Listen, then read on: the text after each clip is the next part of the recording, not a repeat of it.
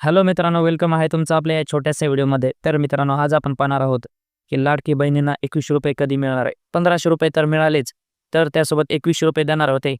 तर ते ₹21 कधी मिळणार आहेत याबद्दल आपण आज माहिती पाहणार आहोत. तर मित्रांनो, जर तुम्हाला व्हिडिओ आवडला तर व्हिडिओला एक लाईक आणि चॅनलला सबस्क्राईब करायला अजिबात विसरू नका. तर चला व्हिडिओला सुरुवात करूया. तर मित्रांनो, लाडक्या बहिणींच्या खात्यात ₹1500 जमा, ₹21 कधी मिळणार याबद्दल आपण माहिती पाहूया. 12,87,000 बहिणींच्या खात्यात या योजनेअंतर्गत दिला जाणारा सन्मान निधी आज जमा करण्यात आला आहे.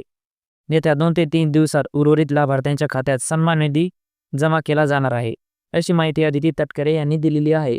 लाडकी बहीण योजनेअंतर्गत लाभार्थ्यांच्या खात्यात लाभाची रक्कम पुन्हा जमा होण्यास आजपासून सुरुवात झालेली आहे. म्हणजे 24 डिसेंबरपासून सुरुवात झालेली आहे मित्रांनो.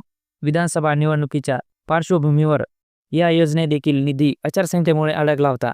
परंतु आता नव्यानं स्थापन झालेल्या सरकारने योजना कार्यान्वित केली असून पात्र महिलांच्या खात्यावर ₹1,500 जमा होण्यास सुरुवात झालेली आहे मित्रांनो. 12,87,000 बहिणींच्या खात्यात या योजनेअंतर्गत दिला जाणारा सन्मान निधी आज जमा करण्यात आलेला आहे. आज म्हणजे 24 डिसेंबरपासून जमा करण्यात आलेला आहे.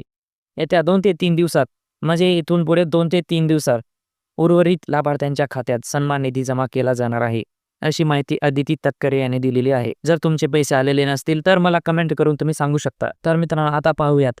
₹1,500 तर मिळाले, आता ₹21 कधी मिळणार याबद्दल आपण माहिती पाहूयात. तर मित्रांनो, महायुती सरकारने लाडकी बहीण योजनेतील सन्मान निधी वाढवण्याची तरतूद त्यांच्या वचननाम्यात दिलेली होती. परंतु सध्या प्राप्त झालेल्या हप्त्यानुसार महिलांना केवळ ₹1,500 मिळत आहे. त्यामुळे निवडणुकीच्या आधी दिलेल्या आश्वासनाप्रमाणे महिलांना ₹21 कधी मिळणार असा प्रश्न उपस्थित होत आहे. यावर अदिती तटकरे म्हणाल्या, राज्याचे मुख्यमंत्री देवेंद्र फडणवीस यांनी पहिल्या पत्रकार परिषदेत सरकारची योजना सांगितलेली होती. पुढच्या वर्षी अर्थसंकल्प मांडण्यात येईल तेव्हा सकारात्मक पद्धतीने विचार केला जाईल. सध्या आचारसंहितेच्या कालावधीत स्थगित केलेल्या निधी वितरणाची सुरुवात करण्यात आलेली आहे, असं अदिती तटकरे यांनी एबीपीला दिलेल्या मुलाखती म्हटलेलं आहे. तर मित्रांनो, आजच्या व्हिडिओमध्ये तर एवढंच. तर भेटूया दुसऱ्या व्हिडिओमध्ये. तोपर्यंत जय हिंद.